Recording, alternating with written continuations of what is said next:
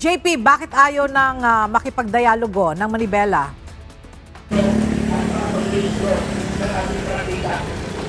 Ella, ayon mismo sa chairman ng transport group na Manibela, yun kasing mga kumukontak sa kanila sa Land Transportation Franchising and Regulatory Board o LTFRB at DOTR para sa dialogo ay dati na rin nilang mga nakakausap.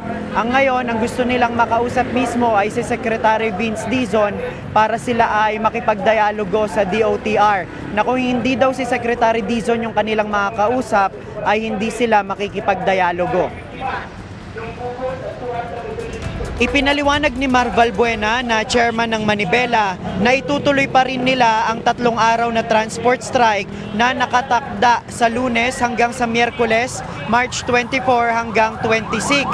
Hindi na nila sila makikipagdialogo pa sa DOTR ngayong araw o kahit sa weekend. Kaninang umaga, nagsagawa na rin sila ng transport strike sa iba't ibang bahagi ng Metro Manila kung saan sa Monumento, Caloocan City ang kanilang naging strike center.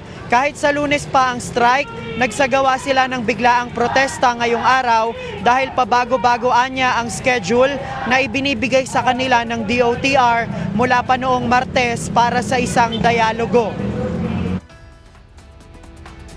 Kaya kami nagsimula ng strike ngayon para iparamdam na mas malupit pa, mas malala pa sa Lunes ang mangyayaring transport strike. Nauna nang sinabi ng Manibela na nasa 150,000 hanggang 180,000 na kanilang mga miyembro ang lalahok sa nationwide na transport strike nila na magsisimula sa Lunes. Ngayong araw dito sa NCR at saka Karatig probinsya, kundi po ako nagkakamali, nasa 50,000 po kami ngayon na nagsama-sama upang magsagawa ng protesta at transport strike.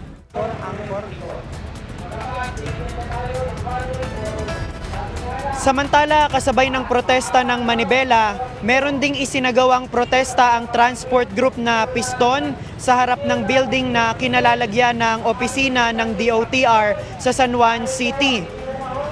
Pinangunahan ito ni Piston National President Modi Floranda. Kung ang Manibela hindi nakipagdialogo, ang Piston kinausap mismo ni Secretary Vince Dizon sa opisina ng DOTR. Nailatag na ng Piston ang kanilang mga hinaing kaugnay ng Public Transport Modernization Program o PTMP.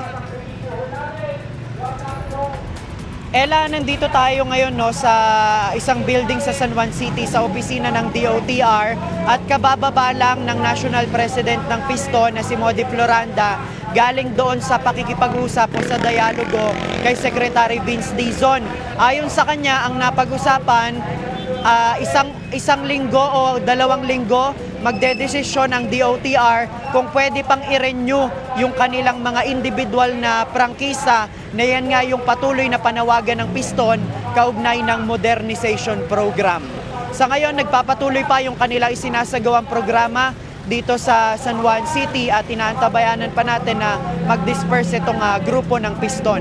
Yan muna ang ating latest live mula dito sa San Juan City. Balik sa'yo, Ella. Maraming salamat, JP Nunez.